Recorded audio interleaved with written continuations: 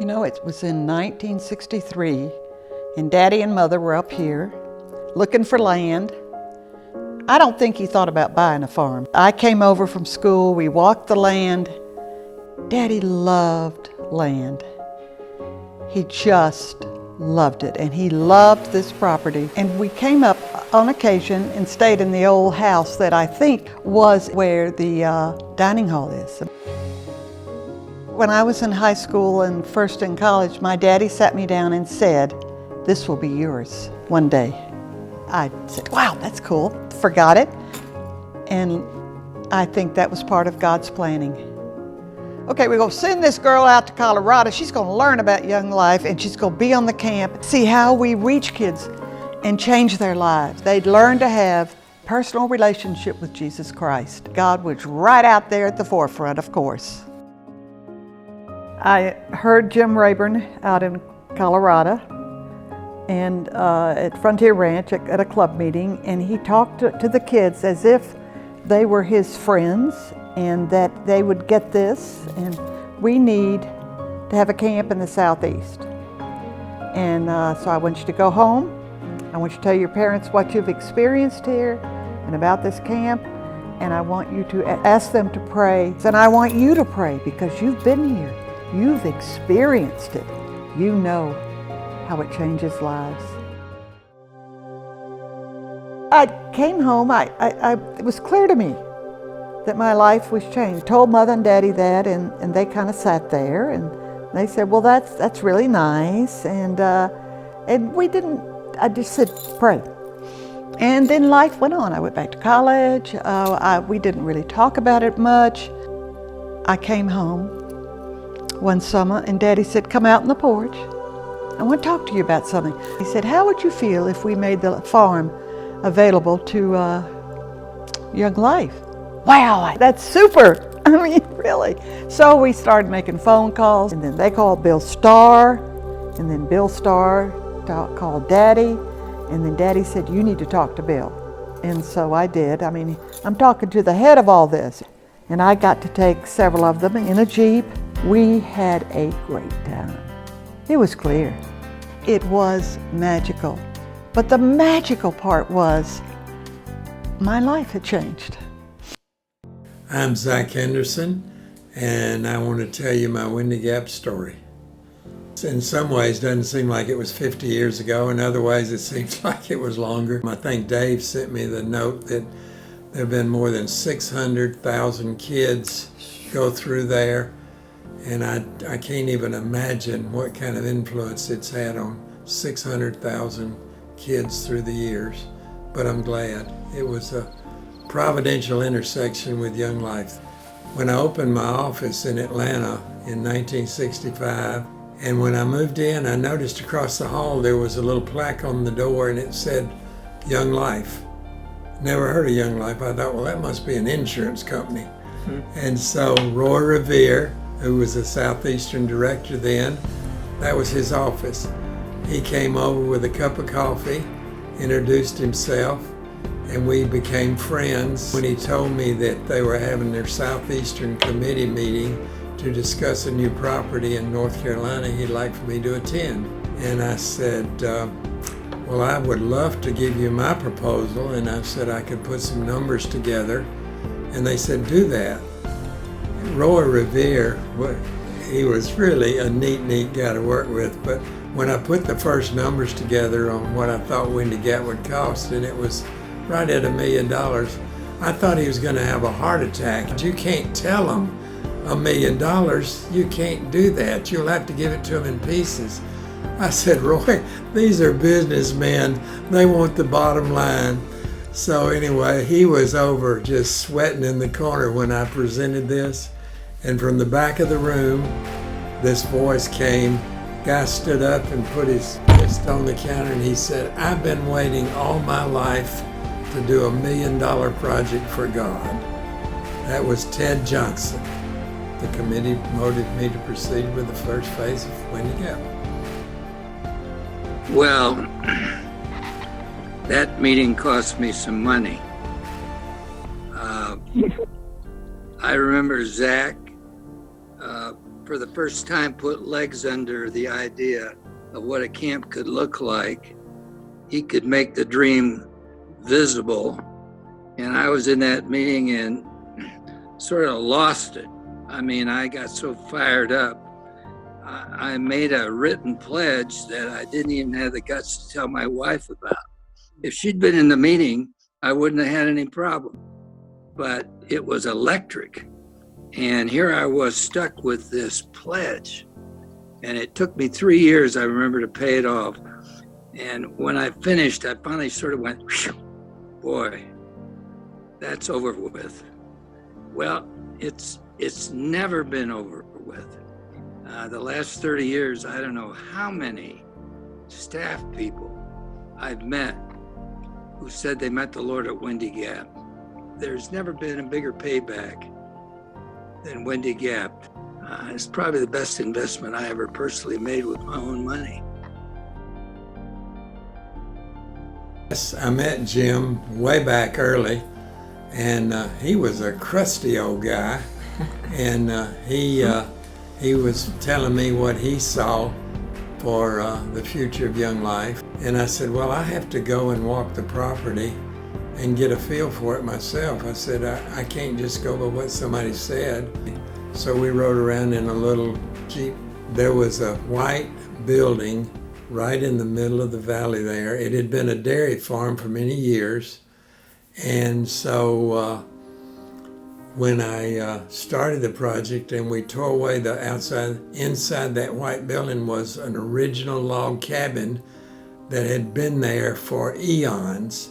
We took the logs, cut them into benches, and they became the seats in the dining hall porch. I wanted to have water, and there was a stream coming through there, so we dammed it up. I wanted it to reflect the mountain atmosphere and the character around it. Assembly building, the main building, was the centerpiece, and then the dining hall is a very simple, kind of a mountain-looking building with the clear stories. And then we reflected that same thing in all the dorms. So we thought it'd be a partner with the area if it looked like the mountains. A lot of people, Bob Mitchell and Mal McSwain, said, now, you know, when we have club meetings in the houses, they sit on the floor. So we don't want any benches and chairs. We want to sit on the floor. So we made it in levels and carpeted them so the kids could sit on the floor.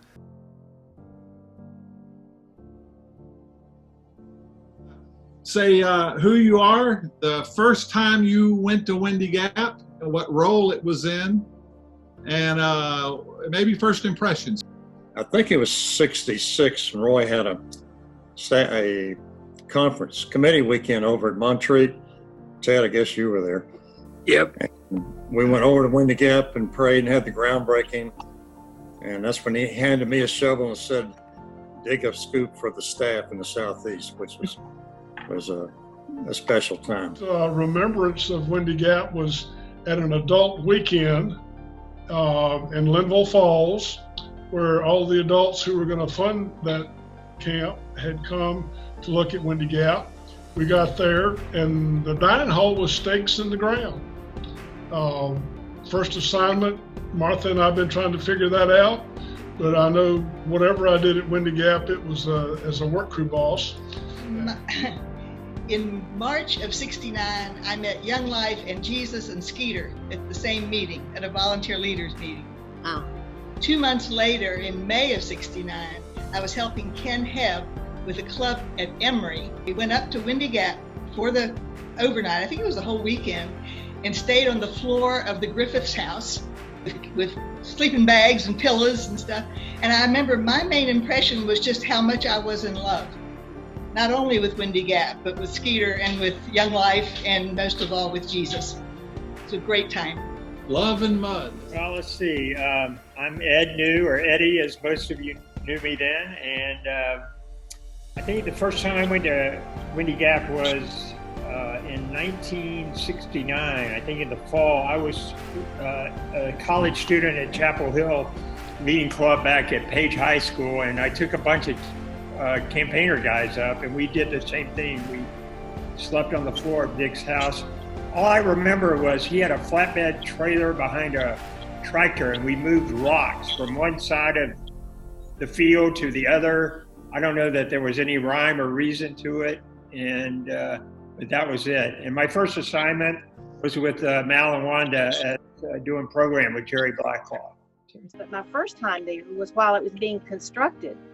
And actually, when I lived in Atlanta, before I came to Knoxville, Mal had taken a bunch of us up here to look at it before much was going on. And then I was up here with construction, which I could not imagine what it was going to look like. And then my first staff role was work crew boss the second summer, 1971. And work crew boss with Skeeter. And that was back when there were only 6 girls and 6 guys on work. That was it. Anything we did at Windy Gap was at the invitation of Charlie and Mary Scott. But this is Jim and Sarah Hornsby. I don't know if I was on the very first camping trip, but I was on a camping trip before anything was built.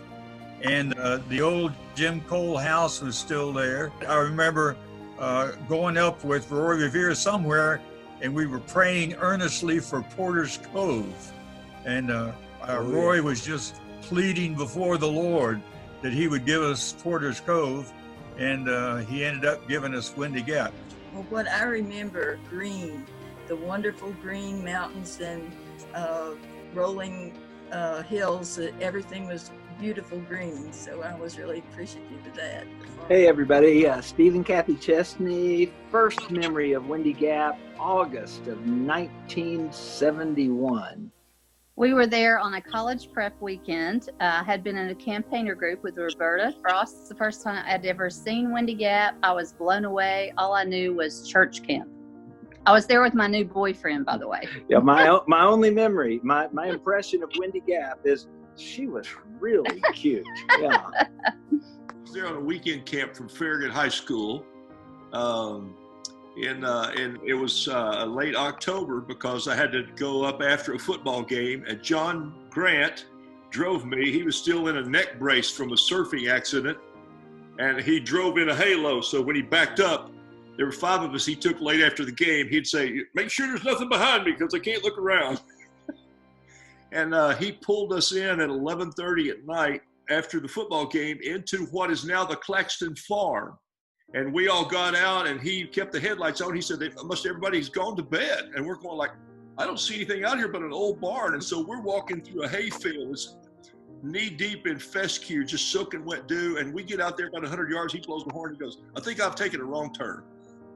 And so we pull in and see the place for the first time. And I'm telling you, I was just mesmerized and shocked. I couldn't believe it. There were lights on. The place was beautiful. Well, I went on that fall trip. I had just moved from Memphis to Knoxville, Tennessee. I had Patty and Alec Woodhull were our Young Life leaders. And as soon as I stepped on the property, it was really beautiful. I knew that Young Life had already changed the trajectory of my life, but I felt at home. And Michael ended up proposing to me on the dining hall porch. We raised our children there, just going as a high schooler and experiencing that. And then back on, I did work crew and summer staff and then full-time property staff. Have been great blessings to my soul. This is Jim Dyson and Amy. Okay, our first 1971 for a ski camp. We came up from Jacksonville. We were college students then. Dave Fry. In 1970, I lived in Knoxville, and that was my first summer at Young Life, where I served in June as the program director. I remember going on that camping trip that Mal described, and remember that it was cold, and recall that the staff consensus was that we should name the property Southwind after a train that ran from Washington to Miami or something like that. But that got nixed, and it was Windy Gap. Roy Revere took me up there and showed me what really represented a dirt and a dream, I call it. There wasn't anything there. The Champion paper had tried to give us 750 acres. And Roy took me up there on that journey and then showed me Windy Gap, which had so many more possibilities. And I remember we prayed and left. Dave, I'm sorry, but first, let me say, I could sit here and be quiet for an hour and a half. It is such a treasure, sincerely, and an honor looking around this screen, like Hollywood Squares. Pretty much every one of you have marked my life, and I'm sure Kathy's, in large and small ways. And we're kind of rookies. We've only been at Windy Gap for 49 years. You've been there, so many of you, for 51. But so I tell you, my heart is full and overflowing just listening and watching. I opened a gash, a 12-stitch gash in the back of my head in the library skit, when the invisible fly came through the window and knocked me off my feet backwards. And I did proceed to finish the skit, and on that same stage, some of the most sweetest and most sacred moments of my life are telling the story of Jesus. We've been at Windy Gap for 49 years, but we've been so much more the receiver than the giver in this story. And so just to be on this call is such an honor. Well, I will just add that one of those campers years ago at Windy Gap went on to become a mayor and a governor, and he's now the chairman of the Young Life Board. And when he was 16 and at Windy Gap, he met the Lord. So we don't know who these people are, who these kids are that we're talking to and sharing with. But I think over it all, I think what Windy Gap meant to our whole family, but particularly our kids, they thought that was summer camp because they never knew what a regular summer camp was. I thought that's kind of like what everybody did, but now I realize how important and how special that was for our whole family. I have to say something to Dave Brinsfield. You are the all-time greatest coordinator that we have ever known. Thank you so much for all that you Amen. do. Right, amen. Together. Yes, thank you. Thank God for you. No one stood up when you applauded? We're old, man. We're old. Oh, it's the crowd. It's the I just crowd. have one more thing to say for Charlie. Wawa Tango. Let me. But we don't. You don't have. every person on the screen has been a part of my life. Roberta and Dave were my Young Life leaders. Dave Fry married us in 1974. Oh. Mal hired us onto Young Life staff in 1975. I still have a baby quilt made by Mom McSwain. One of the first baby presents we received when we were in Columbia, South Carolina was from the Pals. Our first assignment ever was with the Dysons. We were volunteer leaders in Knoxville with Mike and Carol Hahn. Jim Hornsby, I can't tell you what you've meant to Knoxville. Charlie Scott, Charlie and Mary, I played tennis with you at Windy Gap. Charlie and Mal, you have prayed our boys through some really significant issues in their life. Eddie New, you made us laugh so many years. If I haven't said your name, Jed Johnson, we feel like we're your best friend. Does anybody else feel like that? I just want to say we have been the beneficiaries of all of you. And we love you so much. And I was sitting here thinking, I'll never, ever have the opportunity to say this again to all of you at the same time. So I just had to say. Well, I love the thread that you just wove there, Kathy, because awesome. It's true. The thread of Jesus that not only has existed through the ancient scriptures, but the thread of Jesus in all our lives through this incredible piece of property, or organization and property. One of the things I discovered, I did not know, y'all may have all known, was that in 50 years, Windy Gap has only had 6 camp managers. That's pretty incredible to me. Yeah. That's pretty incredible probably anywhere, particularly at a camp. And that says a lot about the staff that's been at Windy Gap, says a lot about the place. So this is a star-studded group to me. Well, first of all, Dick was invited to go on Young Life staff to develop the property. He had no interest in doing it at all. But Chuck Riley had put the word out that Dick was capable, but Dick was not interested. Well, there was a man on our national board who came from Canada. I think his name was Frayne Gordon. I can remember sitting there in our little house out in Fairview, and Frayne was talking to Dick about taking the responsibility for doing this. Well, he really put great dignity into it and helped Dick to see how valuable it could be. The only way we could get the camp going was to get up the dining hall. And he knew he would need someone else to come aboard. Harlan Huff and Grace were sent from Buena Vista, Colorado. He was very familiar with that type of building. It got it off the ground, got it going. Ernest Fisher, Bruce's dad, he was our liaison up there at Windy Gap with all the folks that lived up and down the cove. And he and Dick really became friends. Okay, comes time to cook. And Ernest said that his wife, Hattie Mae, cooked, and she was working for the school system. Little shy Hattie Mae, oh my goodness, she's so shy. She accepted it, and she came up and started helping cook. And then they sent Goldbrick out from Colorado, and we had him helping out to show us how to get going on the big scale. Hey, we're Chad and Amy Siebert, and we got to serve at Windy Gap in 2013 through 2015, so pretty short window of time. Too short, for sure. Very good. We are Laura and Swifty, and we were at Windy Gap from I was there from 1978. Laura joined me in 1979. Good. I was there from 1981 until the end of 89. So I was 20 when I got there. My name is Carol Walker. Again, as people are saying, you were loved in a way by people that I don't think you experience anywhere else. We are Robert and Ann Wright, and we served at Windy Gap from 1987 to 2000.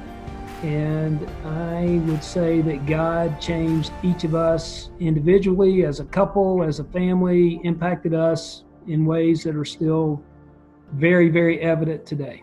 We grew up there. We raised our family there, from toddlers to having 2 children there, and learned to live life in a way that we never could experience anywhere else. I'm Amelia Weaver, and I was at Windy Gap from 1981 until 1987. And coming there was like a breath of fresh air. It was exciting. It was being welcomed into a family of people who love the Lord. It was just an amazing, amazing time. We're Chip and Emma Cash, and we were at Windy Gap from 1997 to 99. And I think for me, the great memory that I have was just being able to, one, be with the property staff, and 2, being able to make field staff dreams come true on the camp property, and being able to just say yes to them for things that enabled them to reach more kids and to speak to certain kids that they were had worked so hard to get to camp. And for me, I think, well, we had all our babies there, and at nights on the weekends, putting the kids to bed and turning off all the lights for the 20 minutes. And just, I'm getting choked up right now, just the beauty of every weekend that there were kids coming to know the Lord. And it was a privilege to be in a place that holy. So. Hi, we're Eddie and Eva Evans. We were at Windy Gap from 2000 to 2013, and to be able to serve on the camp staff with other staff, to be able to help behind the scenes was just a dream come true for me. It was a perfect fit. Hey, we're Michael and Carol Hahn, and literally 73 73, 74 spring, I came there full time. We were married in 74, moved there in December. Dick and Marilyn welcomed us in, and so we were there, and then went away to Atlanta, came back to work with Dave and Mary Carlson there, and got into some crazy things like ropes course and zip lines in water, and just trying to be a liaison for program. And so it was, I'll just say this, it was the sweetest spot in my working life. I'm Carol Hahn. Mike proposed to me on the porch at Windy Gap. We both were summer staff and work crew. We had 2 of our children there. It is hallowed ground. We both say in our 20s, we had our dream job of a lifetime. We learned, we grew, but it's a community of God that continues. Just how God knits your hearts together with people on the journey, and the beauty of community. Young Life changed the trajectory of my life. I'm Dave Carlson. Mary Carlson. We were at Windy Gap as the managers from 1978 to about 1986. And the experience from day one was beyond my wildest dreams. I felt sorry for all the people in the world who didn't have the chance to experience what we got to experience, and the friends we got to meet, watch our kids grow up with other kids, staff kids around the camp. And one of the great memories was going into club each night and standing in the back and listening to these great speakers proclaim Christ to kids. Windy Gap was, still is, just a smorgasbord of all kinds of people, from kids, leaders, work crew, summer staff, assigned team, interns, all kinds of people would come through. It was just exhilarating. My name is Paula Pound, and I have been at Windy Gap since 1998 until today. The faces have changed a lot over that 22-year period, but the community has just been so rich for me. More important than that, though, we get a front row seat to see God changing lives. Matt Knauer, my wife Natalie, and I have been at Windy Gap from 2001 till today. And what a privilege, one, I think, just to see the faces on this call, because there's been so much good work done there that I feel like I continue to reap the rewards of as the manager today. Just so many stories of the Lord being on the move and watching kids and leaders lives transformed right before our eyes. We just really feel like just a gift from the Lord in so many ways. So really just full of gratitude for my time there thus far. Yes, Nancy and I came to Windy Gap in the summer of 1982 and lived in Doc Sprinkle, one of his many homes in downtown Weaverville, and had a sabbatical there, and it was a profound experience. It was. We had permission, county fair, right? We did turn the county fair over in about 45 minutes. Up till then, it took all day. They closed the gym down, and Mike Hahn and I, and we visited last summer, and a couple of the games that we built were still being used. That's true. Mainly because they were built out of old beds, and they weighed a ton. In fact, Mike's old shot put from high school was still being used in a game. That's that right. we built from 1982. Wow. Dave Fry, I don't have a specific question other than, can you take us back to 1970, summer of 1970? Yes, the designated program directors gathered that spring to try to figure out what in the world we were going to do. We thought we had half a camp. We thought we'd have maybe a half a busload of kids. What were we going to do with them all week long? We knew that Young Life's tradition was to give them an unforgettable week of their life. Let's get it going. Well, what we knew was the Colorado Ranches, and they built their program around a mountain climb. So we were among the mountains. Let's find a mountain to climb. Dick Guerin, Charlie Scott, and I climbed every mountain around the property, which was then known as Porter's Cove. We went to some neighborhood mountains and climbed those, and we did not find a lifetime experience. We found a lot of heat and sweat and yellow jackets and a mess of poison ivy.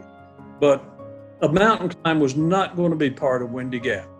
I was standing alongside one of the hills at the property with Dick Griffith, who was about to get into a front end loader, and explained that that little barn up there was next going to get raised so that we could build a mechanic area, storage area for our Honda dirt bikes. They were going to be part of the program. And I heard somebody's voice that turned out to be mine saying, "Wait, don't touch the barn." And I wasn't sure what we would do with it, but I could sense that that was the one piece that was still original at the heart of that piece of country, and we had to keep it. It was not part of the plan. It just so happened that Dick Guerin and Charlie Scott and I, the first 3 program directors for the first summer, were all from Knoxville, Tennessee. So we had the heart of the Appalachian Mountains as part of our own lifeblood, and somehow sensed that that barn could convey that. So once we talked Dick into keeping that barn, we figured out what to do with it and decided that in the 3rd afternoon of camp, we'd pull all of those Hondas out, hide them in the bushes someplace, throw a bunch of straw around, put on our bib overalls and pull out our guitars and have us a hoedown. It was long before country music had any influence of rock and roll, so we sang us some raunchified country music, and kids seemed to eat it up. And then we would do See Crudney Frobisher, and then sing a little more, and then the work crew kids would bring in banana splits, and we made an evening of it. But that's how the hoedown got started. Turns out the kids loved it. They had been in the heart of Appalachian Mountains and felt that part of the country. They had been somewhere, and then we hoped they would also say, "And we met somebody." Well, in 7, we were the second assignment. Dave was the first assignment. Of course, we had the hoedown, but that was only the main event of the week. You know, we only had the 4 buildings, you know, Mount Mitchell, Mount Pisgah, the gym, and the dining room. So we needed something else. And Mel and I talked about, let's do a county fair. And I'd gone to a couple in Florida to get an idea. And the way we did it was Dick Guerin was the work crew boss. And we told the kids that the gym was broken. The floor was broken. And we hung up sheets across the gym so they couldn't go in there. And then at the meal, we had the kitchen blow up. We brought ramps in, wild onions, had the first ramp festival. We told the kids we'd have ramps for supper.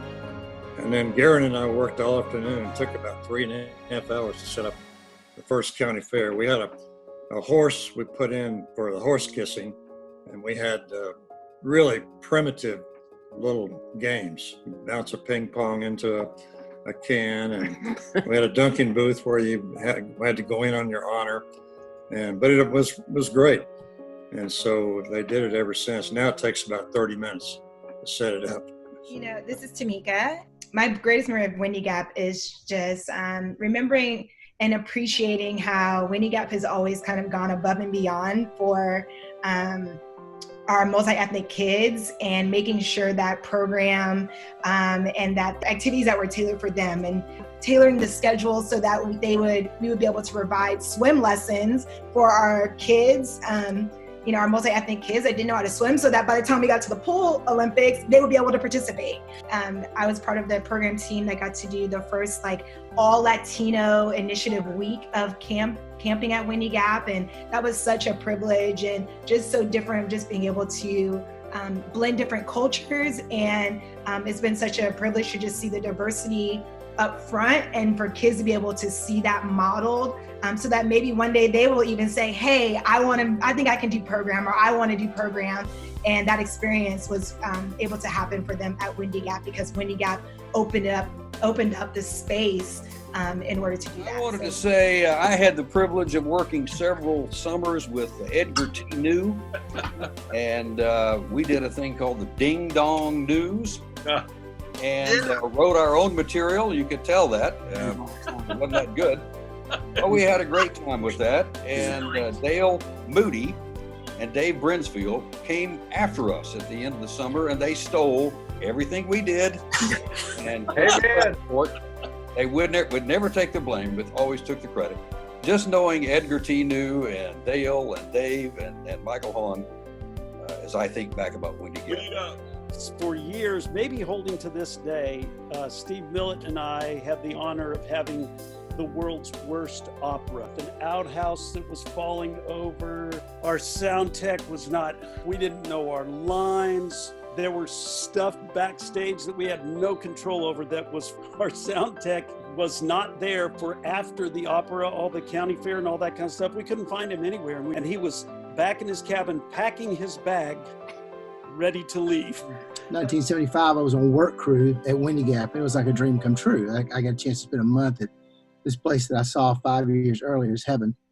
And I watched Dale Moody and Danny Murdoch, I think, do program. They did Who's On First one day to sell pumpkin ball. And I thought, that's the most brilliant thing I've ever heard. And I thought they wrote it, and I didn't know that until I got it. Dale said he wrote it, but it wasn't true. Yeah. Right, Jerry. Yeah, that's right. But I dreamed watching those guys. I thought, God, if I could just do program one day at Windy Gap, that would be even, that's heaven on earth all the more. And I've had the chance to do that. It was just a beautiful journey. To be on this call is more than y'all ever know. Thanks for being here. We had a Superman day, night 4, and we thought, could Superman come down the zip line? And I think it's either Mike or Dave Carlson said, I wonder if Superman could go up the zip line. And we thought, well, how we could do that. So you got some of the pit guys and tied the rope to the zip line, and I was floating out in the water night 4, waiting, and then on the signal, you had a spotlight, and so then you'd signal these guys to start running down the hill from the top of the zip line to pull me out and up the zip line.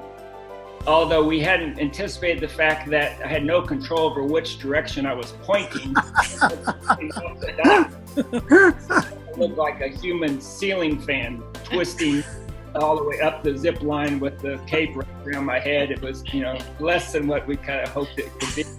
Hi, I'm Katie Underwood. I was just at Windy Gap on just with college girls for work week, and Odysseus, who's in this chat, was doing program with 2 other guys who I knew. They were on stage being really funny. They had this great storyline and costumes and all this stuff. They were crushing it. Anyway, day 2, our friend Brian, who was doing program with Odysseus, comes up to me, finds me in the dining hall, and he's like, Katie, Odysseus had to leave.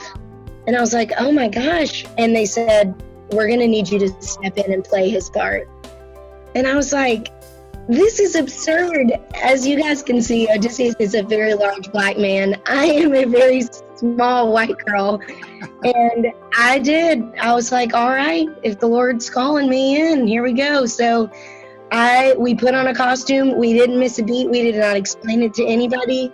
And I just played Odysseus's role the whole rest of the week. So it was one to remember. It was quite hilarious. Western tour with Dick Guerin in the middle of July. We loaded in our car. He said, I want to take you kids up to this camp. We got in a couple vans and we drove up to Windy Gap, and he told us to all wear like hillbilly clothes. We got to Windy Gap, the van pulled in, and we all poured out and went into the gym for the county fair. Because that first summer in July, they had just started this thing, the county fair. I think Charlie and Mal were the program directors. And we went in, and there were 32 kids in camp. So they needed some kids to make it look like there was a crowd at the county fair. About 30 of us. You can imagine the kids at camp going, who are these teenagers? Where'd they come from? The guys, I've never seen that girl. It was, and so we did the county fair and the square dance, and then they were gone. It's kind of like the Lone Ranger. Who was that masked man? That's one of my favorite moments as a program director in the summer. The event I love the most at Windy Gap, I loved hearing the story about it, is the hoedown. I think the Hoedown Barn is magical at Windy Gap. I mean, it is what sets it apart. You hit it with Frisbees, you walk by it countless moments throughout the week and without knowing what it is. And then on night 2, it is transformed in a different place. If you said Windy Gap to my kids, they would start tearing up and talk about home. And I love how things carry on. Justine Connolly took me over to Windy Gap because I was interested in hearing more about Young Life. It was in July, and we were there on night 4 and went to the opera, and 2 people that I didn't know were up on stage, and it was Jim Teague and Jim Branch. And I was like, I want to do that one day. And just how, Tim talked about being 12 years old. I was 25, I guess, at that point, 26, and kind of coming along kind of later on. And then to have all the opportunities that we did over the years to, again, the impact on my family has been unbelievable. I saw myself as being the court jester in the kingdom of God.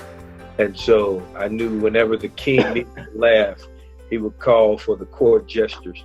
And I saw myself as a court jester in God's kingdom. And so I kind of took that seriously. You are, brother. Director is someone who sheepdogs and someone who clears the path so that kids might encounter the gospel, so that they might see, smell, and hear from Jesus in a real clear and unfettered way. I chime in. I think that our program directors are getting better and better. And Katie and Odysseus, they were on a team that led our all-staff conference, and I think they're still in the storytelling business.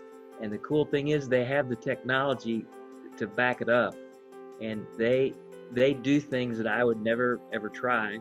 And it's really a good thing because half the stuff that all of us did is illegal now.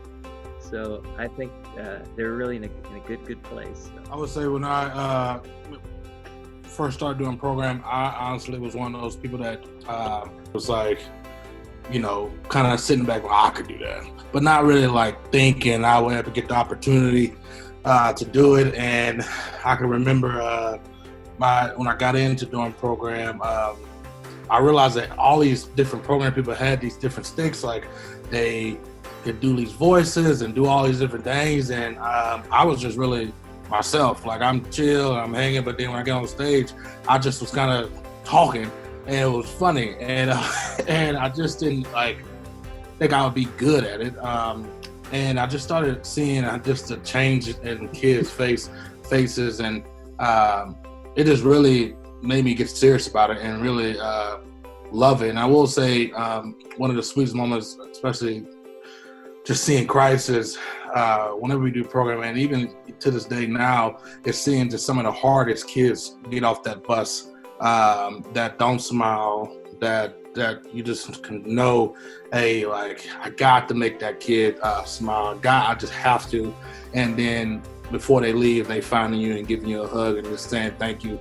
That goes such a long way from seeing a kid when they get off the bus thinking we might have to send that person home, compared to then when they leave, they don't want to go home because it's been really the best week of their life, and you was able to be part of that. I grew up in a church, and there wasn't anything funny about it. There was no laughing. They were good people. They loved the Lord. They knew the Bible. But man, I'm telling you, it wasn't funny. And I went, or fun. I went to Young Life Camp as a senior at Overton High School to Silver Cliff Ranch. And the 2 things that changed my life was that the gospel was on the bottom shelf for me, and people love to laugh. Those 2 things. And I'd love to be more spiritual and say, yeah, it was really the gospel, but it was the laughter too.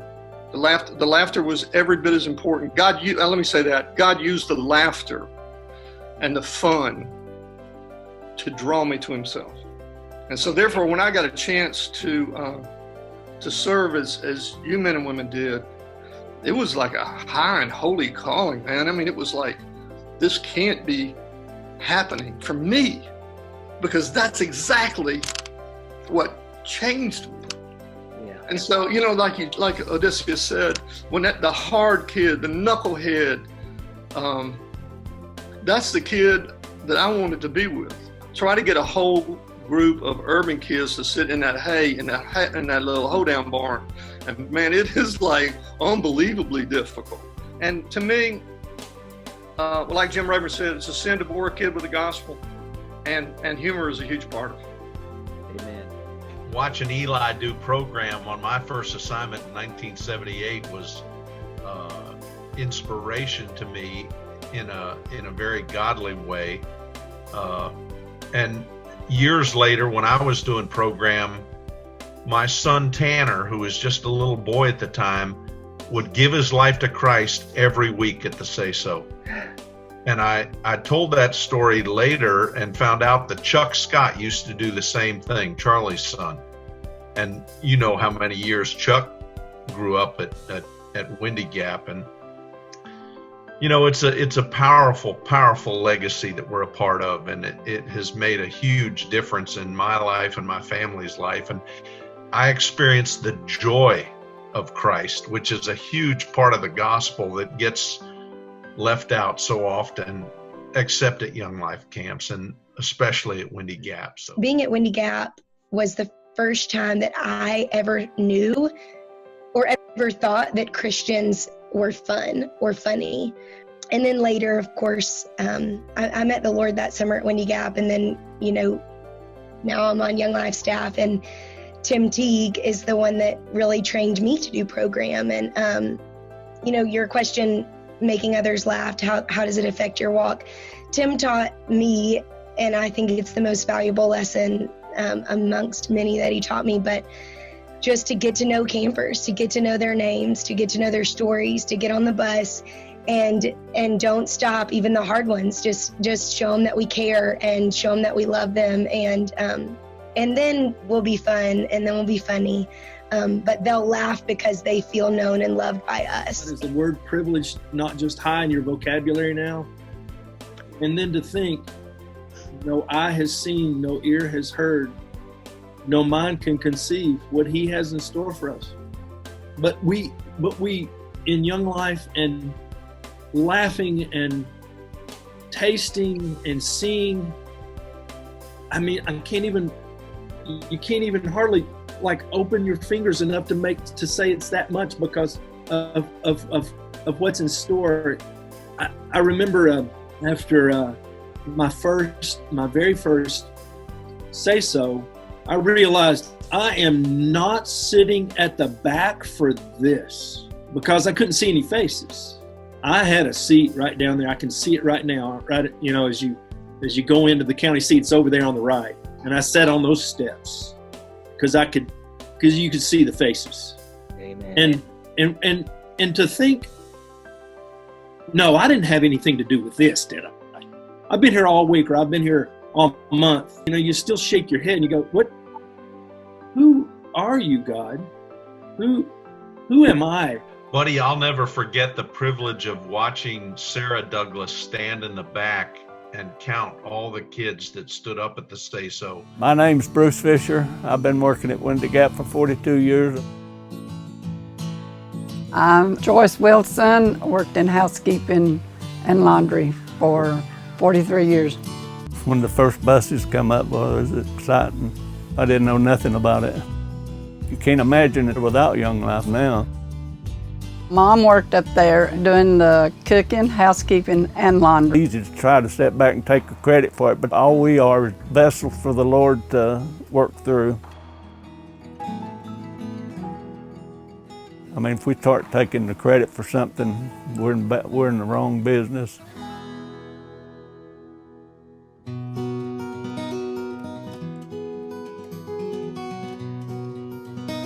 Well, it didn't take long to figure out what Young Life was about. You go to a club, Say So, sit down and listen to the kids tell their stories. It definitely changes kids' lives. It changed my life to know what the kids were going through. When we were growing up, you couldn't do this, you couldn't do that. That was the way we were raised. Young Life taught me that it's more having a relationship with the Lord than having rules. He loves us and we love him. Young Life is a place for kids to come and meet the Lord, but it's the best thing that ever happened to my life.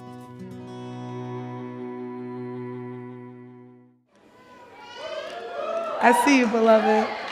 My name is Inessa, and I accepted Jesus Christ this week.